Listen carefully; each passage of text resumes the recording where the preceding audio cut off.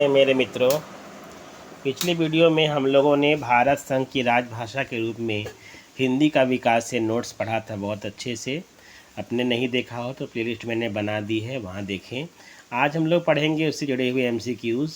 तो आइए बिना समय गंवाए हम लोग आगे बढ़ते हैं। तो पहला प्रश्न है कि संविधान के किस अनुच्छेद में संघ की राजभाषा हिंदी और लिपि देवनागरी लिपि तथा अंकों का प्रयोग अंतर्राष्ट्रीय स्तर पर चलित है।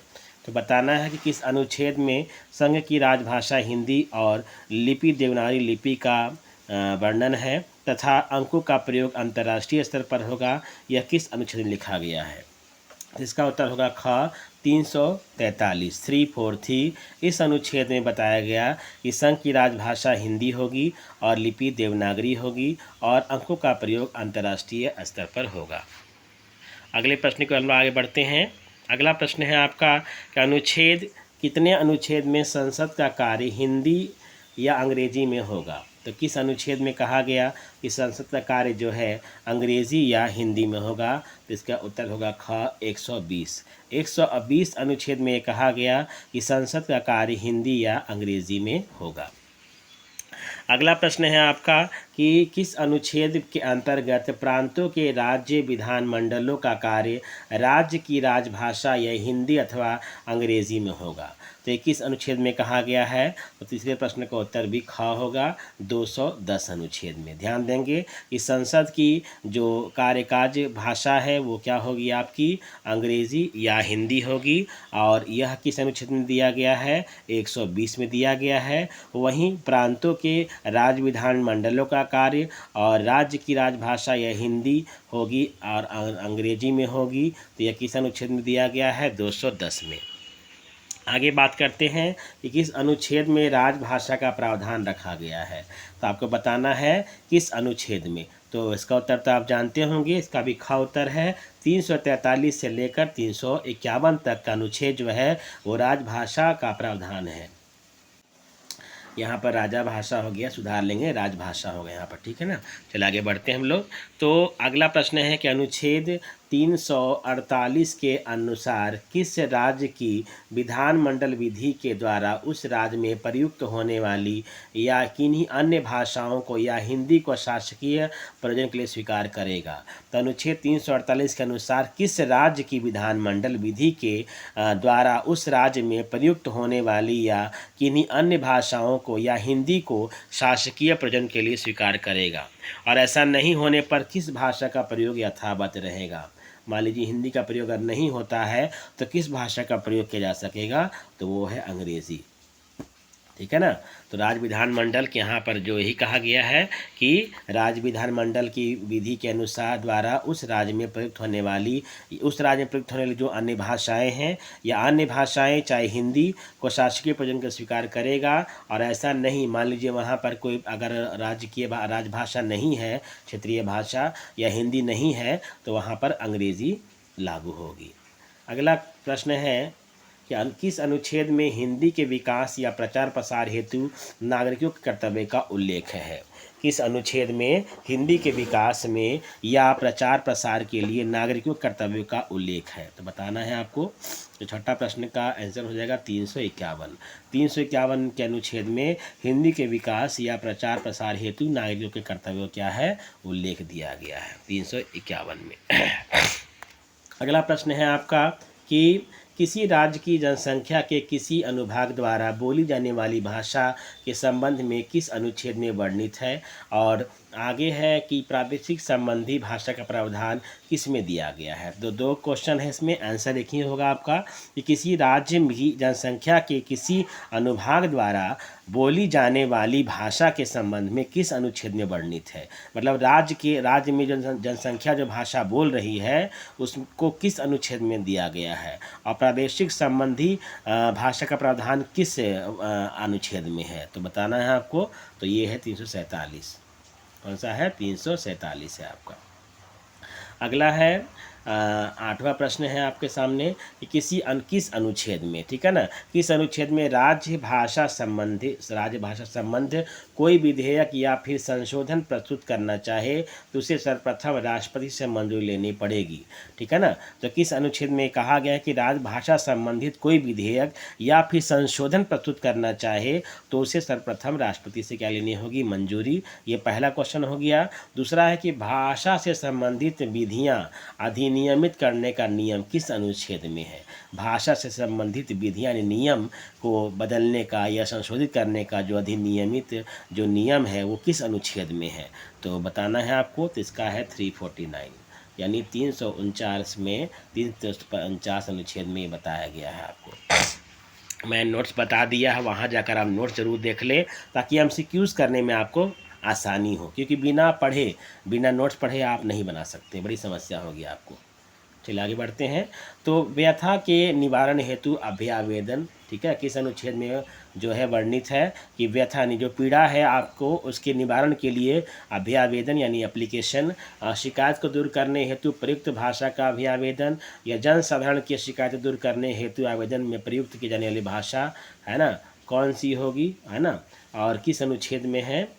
और प्राथमिक स्तर पर मातृभाषा में शिक्षा सुविधा देने और भाषाई अल्पसंख्यकों के बारे में शिक्षा दिशा निर्देश का प्रावधान किया गया किस अनुच्छेद में।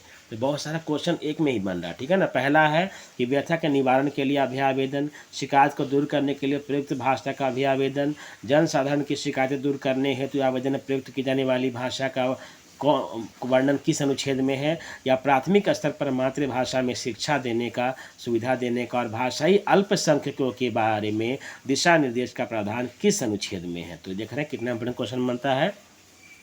इसका उत्तर होगा आपको ख 350 अनुच्छेद में ये सारी बातें कही गई हैं जो मैंने भी दोहराई है आपको, ठीक है ना। एक ही क्वेश्चन में 4 क्वेश्चन हो गए आपके।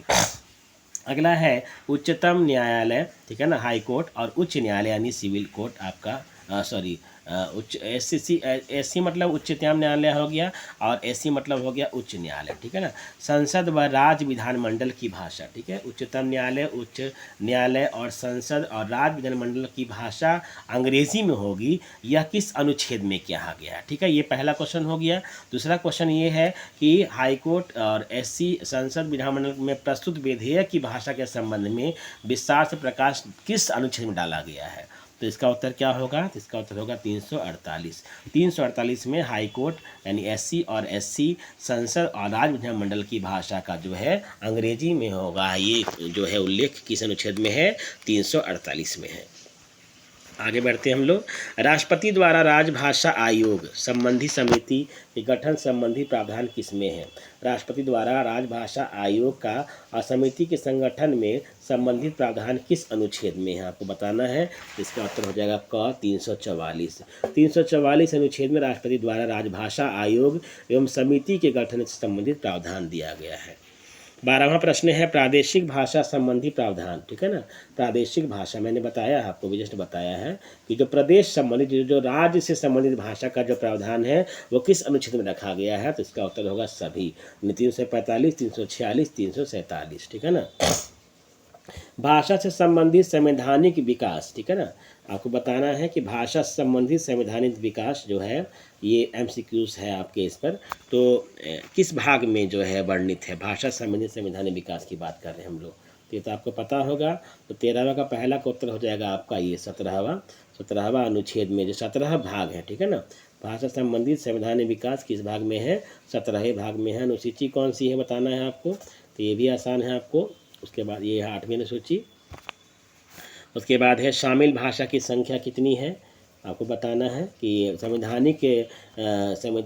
में जो है कितनी भाषाओं को शामिल किया गया है। इसका उत्तर क्या होगा बताइए। तो ये होगा आपका 13 का ग का उत्तर हो जाएगा 22 भाषाएं। मतलब कि शुरुआती दौर में कितनी भाषाएं थी आपकी, 14 भाषाएं थी, ठीक है ना। चलिए आगे बढ़ते हैं। अनुच्छेद, किस अनुच्छेद में जो है संविधान में जो है भाषाओं का जो है वर्णन किया गया है। तो ये है आपका, इसका भी उत्तर जो है ये हो जाएगा दूसरा 343 से 351 तक। राजभाषा आयोग किस अनुच्छेद, राजभाषा का आयोग का और गठन का जो है बात जो है किस अनुच्छेद में कहा गया है बताना है आपको। इसका उत्तर क्या होगा, ये भी होगा 2 यानी 344 में। राजभाषा आयोग कब लागू किया गया, ठीक है ना, यानी स्थापना कब हुई या लागू कब किया गया बताना है आपको। तो ये भी बिल्कुल आसान है। इसका उत्तर होगा आपका च का जो उत्तर हो जाएगा 3 यानी 7 जून 1955। 7 जून 1955 को राजभाषा आयोग लागू हुआ या इसकी स्थापना हुई। राजभाषा आयोग किसके द्वारा लागू की गई थी या किसकी अध्यक्षता में लागू किया गया था, ये बताना है आपको। तो ये तो बहुत आसान है, मैंने बताया था आपको, नोट्स मैंने बताया था, आप वहाँ देखेंगे जाकर। तो बीजी खेर, ठीक है ना, बीजी खरे है कि खेर है, याद नहीं आ रहा मुझे। राज्य की राजभाषा प्रादेशिक भाषा संबंधी प्रावधान किसमें दिया गया है, ये तो मैंने बताया आपको। तो ये है आपको 345, ठीक है ना, 345 में जो है राज्य की राजभाषा का प्रावधान रखा गया है, ठीक है ना। आगे बढ़ते हैं। अच्छा उत्तर है आपका क्या है, राजभाषा अधिनियम कब लागू हुआ, ये बताना है आपको। राजभाषा अधिनियम कब लागू हुआ, तो 1976 में, ठीक है ना, 1976 में लागू हुआ। आरंभ में संविधान में भाषा की संख्या कितनी थी, तो मैं बता चुका हूँ आपको। इसका उत्तर क्या होगा आपको बताइए फटाक से आप। तो ये है 14 है, 14 थी मतलब शुरुआती में, लेकिन बाद में फिर 1 बढ़ी, फिर आपकी 4 बढ़ी, 3 बढ़ी शायद, फिर नहीं 4 बढ़ी, फिर 3 बढ़ी, ठीक है ना, इस तरह से बढ़ती गई आपकी, ठीक है। पहला संशोधन यानी भाषा को लेकर संविधान में पहला संशोधन कब हुआ, तो किस पर संशोधन हुआ, पहला संशोधन, ठीक है ना। तो ये कब हुआ ये बताना है आपको। तो इसका उत्तर क्या होगा, इसका उत्तर होगा पहला 1967 में पहला जो है संशोधन हुआ था, और इसमें एक भाषा को शामिल किया गया था और वो थी सिंधी, ठीक है ना। ये 21वां संशोधन के अंतर्गत जो है 1967 में जो है सिंधी भाषा को जो है पहले संशोधन के अंतर्गत भारतीय संविधान में 8वीं अनुसूची में जो है 17वें भाग में जो है शामिल किया गया था, ठीक है।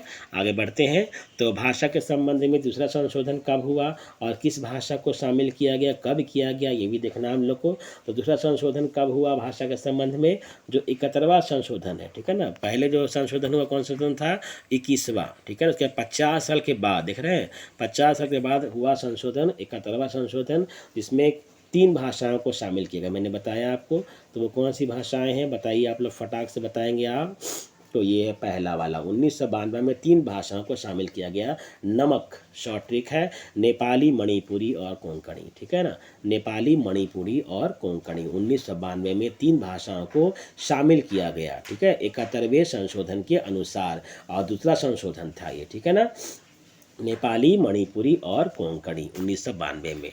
उसके बाद तीसरा संशोधन है ना, संविधान में भारतीय भाषाओं को लेकर जो है तीसरा संशोधन कब हुआ, तो ये 52वां संशोधन था, ठीक है ना। 52वां, पहले था आपका 21वां, फिर हुआ 71वां, फिर हुआ आपका 52वां, ठीक है ना, याद करना है आपको।